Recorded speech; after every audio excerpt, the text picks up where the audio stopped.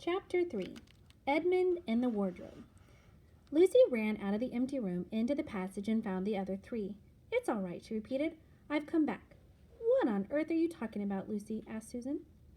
"Why," said Lucy in amazement, "haven't you all been wondering where I was?" "So you've been hiding, have you?" said Peter. "Poor old Lou, hiding and nobody noticed. You'll have to hide longer than that if you want people to start looking for you." "But I've been away for hours and hours," said Lucy.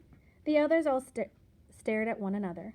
"Batty," said Edmund, tapping his head. "Quite batty." "What do you mean, Lou?" asked Peter. "What I said," answered Lucy. "It was just after breakfast when I went into the wardrobe, and I've been away for hours and hours, and had tea, and all sorts of things have happened." "Don't be silly, Lucy," said Susan. "We've only just come out of that room a moment ago, and you were there then." "She's not being silly, Lucy, at all," said Peter. "She's just making up story fun, aren't you, Lou? And why shouldn't she?" "No, Peter, I'm not," she said. It's a magic wardrobe. There's a wood inside it, and it's snowing, and there's a faun and a witch, and it's called Narnia. Come and see."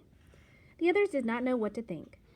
But Lucy was so excited that they all went back with her into the room. She rushed ahead of them, flung open the door of the wardrobe, and cried, "Now, go in and see for yourselves." "Why, you goose," said Susan, putting her head inside and pulling out the fur coats apart. "It's just an ordinary wardrobe. Look, there's the back of it." Then everyone looked in and pulled the coats apart, and they all saw, Lucy herself saw, a perfectly ordinary wardrobe. There was no wood and no snow, only the back of the wardrobe, with hooks on it. Peter went in and rapped his knuckles on it to make sure that it was solid. "A jolly good hoax, Lou," he said as he came out again.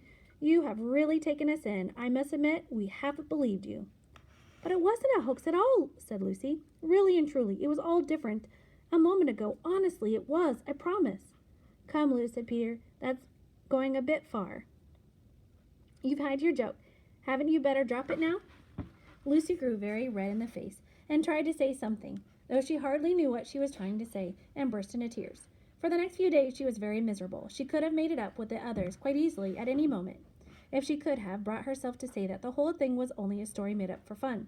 But Lucy was a very truthful girl, and she knew that she was really in the right, and she could not bring herself to say this. The others, who thought she was telling a lie, and a silly lie too, made her very unhappy. The two older ones did this without meaning to do it. But Edmund could be spiteful, and on this occasion he was spiteful. He sneered and jeered at Lucy and kept on asking her if she found any other new countries and other cupboards all over the house. What made it worse was that these days ought to have been delightful. The weather was fine, and they were out of doors from morning to night, bathing, fishing, climbing trees, and lying in the heather. But Lucy could not properly enjoy any of this. And so things went on until the next day. That day, when it came to the afternoon and there was still no sign of a break in the weather, they decided to play hide and seek. Susan was it, and as soon as the others scattered to hide, Lucy went to the room where the wardrobe was. She did not mean to hide in the wardrobe, because she knew that would only set the others talking again, and the whole wretched business. But she did want to have one more look inside it, for by this time she was beginning to wonder herself whether Narnia and the faun had not been a dream. The house was so large and complicated and full of hiding places that she thought she would have time to have one look into the wardrobe and then hide somewhere else. But as soon as she reached it, she heard steps in the passage outside, and then there was nothing for it but to jump into the wardrobe and hold the door closed behind her. She did not shut it properly, because she knew that it was very silly to shut oneself into a wardrobe, even if it is not a magic one. Now the steps she had heard were those of Edmund, and he came into the room just in time to see Lucy vanishing into the wardrobe.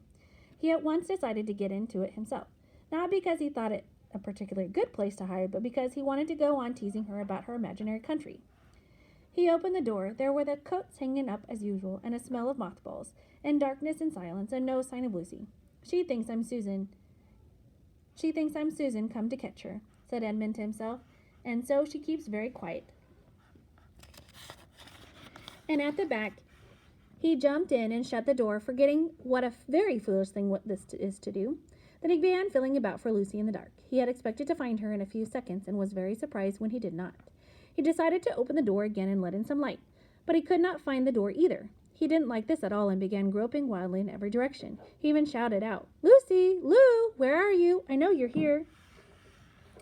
There was no answer, and Edmund noticed that his own voice had a curious sound, not the sound you expect in a cupboard, with a kind of open-air sound. He also noted that he was unexpectedly cold, and then he saw a light. "Ooh, thank goodness," said Edmund. The door must have swung open of its own accord. He forgot all about Lucy and went toward the light, which he thought was the open door of the wardrobe. But instead of finding himself stepping out into the spare room, he found himself stepping out from the shadow of some thick, dark fir trees into an open place in the middle of a wood. There was crisp, dry snow under his feet and more snow lying on the branches of the trees. Overhead there was a pale blue sky, the sort of sky one sees on a finer winter day in the morning. Straight ahead of him he saw between the tree trunks and the sun just rising, very red and clear. Everything was perfectly still, as if he were the only living creature in the country.